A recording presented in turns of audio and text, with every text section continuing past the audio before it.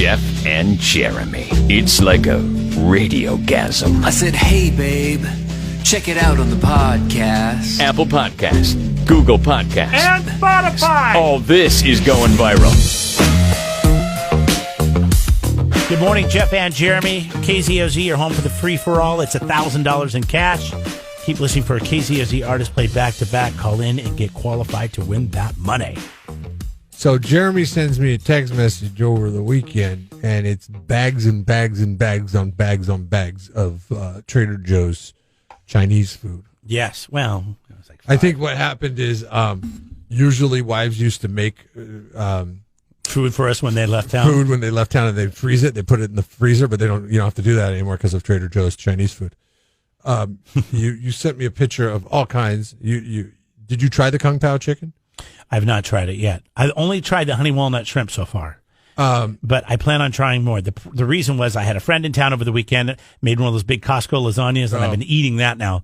Because two people, he only had one serving. I've been eating the rest of it. So he left. That's good, too. Yesterday after the first set of games, and then I've been eating it all day. It's one of those things that I believe tastes better as a leftover, is the lasagna from Costco. I think a lot of things are that way. Yeah, I think anything with sauces and cheese. Sauce and pasta. Yeah. Sauce and pasta, like spaghetti. Reheating it up. Spaghetti hot out of the dish, not as good as spaghetti 2 days later. 2 day later, 2 day old spaghetti is so good. It's so good. How was the honey walnut chicken? I've never tried that one because I don't like walnuts. Oh, really? They're candied walnuts. They're really good. So honey walnut shrimp is my favorite entree to get at the Panda. And so I was like, oh, got to try it. So it was good because I put the shrimp, which are deep fried, and battered and deep fried like they are there, in my air fryer, sprayed them with some oil. And then they came out perfect. But the sauce, I didn't like the honey walnut sauce they put on there. So next time I would just use some like Yoshida's and maybe some honey or some soy sauce and some honey and mix that together and put it over it. And just throw the sauce away. I would like to see some business analytics on how much of the Chinese food marketplace Trader Joe's takes away from Panda Express. Because, I'm sorry. Well, they have orange chicken. They have a lot of very similar dishes. Yes, Trader Joe's just rips off Panda Express's menu and figures out a way to freeze it.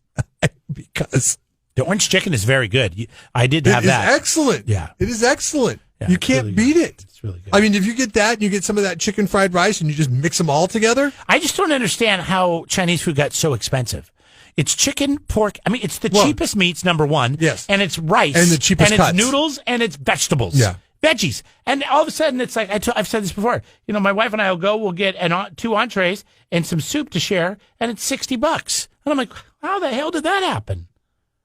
Yeah, and Trader Joe's doesn't really help out the Chinese restaurant landscape when they're saying, yeah, you could have a bag of this, which is, I mean, they should say this would typically cost you $20 at a restaurant, but you could go home and make it in 15 minutes for $4.99. Oh yeah, no.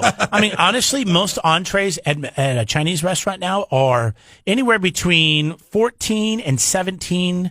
Now, if you get seafood, it could be all the way up to $21 for some kind of shrimp dish that sits on broccoli, a bed of broccoli or sweet or peas, pea pods or whatever. It's nuts. It's crazy. Okay. Well, I'm excited for you to try all these offerings that you've sent me a picture of. I can't wait till that lasagna's gone. Yeah. Well, it'll be gone, and my wife doesn't get home until Wednesday. So I'll be eating Chinese for the next couple of days. And number one, she doesn't really like Chinese food that much. So it sucks to be in a marriage with somebody who doesn't like your food. Oh, tell me about it. My wife and I love all those Trader Joe's offerings, and our kids can't stand them. So we never make them. So we pile them on in the freezer. We're like, oh, we'll get to that chicken stir fry one day. One day, I tell you, we'll get to it. Ooh, the shiitake mushroom chicken. I can't wait to try that because I like savory stuff, so that looks pretty good. But anyways, TJ's to the rescue for Chinese food in a pinch. Whoa! Jeff and Jeremy in the morning. Jeff and Jeremy here online, KZOZ.com. So I saw this chick over the weekend doing a Tik Tok thing. It was shared on Facebook, but this is like her way of making sure that she gets an entire row to herself, it says on the title, on an airplane. So that sounds pretty good, right? If you could get the whole row to yourself, no strangers sitting in your row, well, then you go to watch it. Well, it's when you're traveling with somebody. And she does what I've been doing for a long time. And that is, you book the aisle and the window seat, so the only thing left open is the middle seat, and nobody's going to want to sit there. Yeah. Unless it's an oversold flight, which that's the way they've been lately. And then you always get stuck with somebody. But then you could always just say, oh, that's my wife's seat. Do you mind if she scoots over and sits in your seat? And of course, they'll take you up on it. Well, no, because their seat is, what do you mean? It's their, if they buy the seat in between the two of you. Yeah, you say, oh, that's my wife right there. Would you like the window? And then we could sit next to each other? Right. But she won't do that because she doesn't like the middle. So she'll make me sit in the middle. Oh, but it's worth taking the chance on it. Yeah, I guess so. Here's how to get the whole row to yourself if travelling in a pair. When selecting your seat, you're looking for a free row, but book the aisle and the window, leaving the middle seat free in between you. The theory here is that someone is much less likely to book a seat in between. Anyways, you're not that great. I don't know why you have 1 million TikTok views over this. And you're a little misleading because you said it's the new currency, get the Jeremy. whole row to yourself, when not really. It's when you're traveling with an extra person. People that don't travel with other people, like for business or they're single, are going to be upset when they find out they have to be, have somebody with them at all times. Apparently, also booking in the back of the plane. Nobody likes to sit in the back of the plane, and nobody likes row 13. Oh, because of unlucky? Unlucky number 13. I'm surprised the airlines don't have, like, they didn't do like what the hotels do or buildings do. What is that? There's no 13th floor. Yes, there is. No, in a lot of buildings, there's no 13th floor. Like you even though there is a 13th floor, but they go right to 14. Think of how they go 12 to 14. Think how common 12-story buildings are, but how uncommon 13-story buildings are. I guess I've never noticed. I mean, hell, in San Luis, I don't think we have more than 3 stories. No, we don't. But I'm just saying, maybe 4 in metropolitan areas and in hotels. Oftentimes, they don't have a 13th floor. They go from 12 to 14. I'm gonna have to pay attention to that. Yeah, we didn't stay in a 13th floor or a tall. I'm going to Vegas hotel. You tell me Vegas. I'm going to go to the Mirage in February. It's the next time I can think I'll be somewhere where there would be a 13th floor. You're telling me the Mirage does not have a 13th floor? That's I'm looking it up right now. Yeah. Well, to speak about bad luck there, I mean, they had, Roy or Siegfried, one of the two, got their face ripped off by a tiger. I wouldn't say which that Vegas hotels do and don't have 13th floors. Do you want to try this? Sure, let's do it. Okay. MGM, Grand, Excalibur, Luxor, they all have 13th floors. Okay, it's an MGM property, so I bet it has it. But I don't know if it was built by MGM or if it was bought later on. Okay. They pulled 40 hotels in Las Vegas, and they found more than we expected with a 13th floor. This is interesting. I think it's kind of dumb. The Caesars Entertainment Reservationist told them that that all their hotels have 13th floors. That was Caesars, but if you want to change, that they would accommodate that change if you ended up with one on the 13th floor. I would throw bad juju right in their face, and I'd say I want a room on the 13th floor, and I want it to be room 13. MGM 1313 on the 13th floor. Thank you very much. I'm sure there are people that do that. They think they could switch their luck or something. MGM Resorts International. That's the other big one. Caesars and MGM, they own Vegas. Yeah. MGM Grand, Excalibur, Luxor all have 13th floors, as well as the Park MGM and the Mirage and Circus.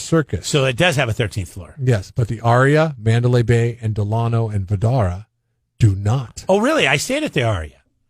But we weren't that high up, I don't think. But you got into an elevator. Yeah, but I don't pay attention. Oh, maybe we were. I don't know. We were past the 13th floor. We were somewhere in the 20s, I think, like 26. Let's see. We were up quite a ways, but not nearly as high as the damn thing went. The Wynn, the Venetian, the Treasure Island, the Tropicana, and Trump International do not have 13th floors. See, that's weird. Steve because Wynn. technically they do have a 13th floor. They just call it 14. Yes. And then you're lying. You're lying to yourself, and that's just a bad way to start off the juju in Vegas. If I was, you're on the 14th floor. Am I on a true 14th floor? Or all am I on others the 13th that floor? aren't mentioned here also do not have 13th floors. So that means anyone that's taller than 14 floors outside of what is owned by MGM Grand and Caesars for the most part, and then some What do you think of this? other ones. What do you think of the number 13? Do you ever avoid it? No.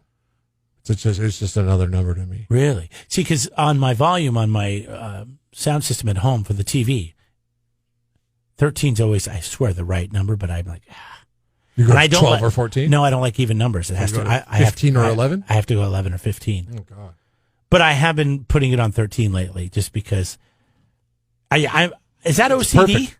that I don't like even numbers? My wife thinks it's crazy. Whenever she puts the TV in their bedroom at night, I'll put it on 23. She'll put it on 24 or 22. I'm like, Yeah, I think you that's know, I don't crazy. like even numbers. Yeah, that's dumb. I don't like even It numbers. makes no sense to me. I don't like even numbers. I don't like them. I don't want to see them. Why? I don't want Must to be a know that left-handed something's thing. on an even number thing. Even numbers are so much easier than odd numbers. Oh, what? 2, 4, 6, 8? Yeah. Well, 3, 6, 9. Whatever. Well, it's just easy to add up and all that stuff. I don't know. I just You throw an odd number in the mix, man. my birthday's on the 23rd of November. Maybe that's why. That is why. Maybe that's why. So if you were born on the 24th of November, you would have an inkling to like I even probably would have numbers jumped over, off the over 13th odd floor. numbers. Bill, I probably would have jumped off the 13th floor because I couldn't handle it. No, you wouldn't. You would jump off the 14th floor or the 12th. No, it's really the 13th, but it's called the 14th.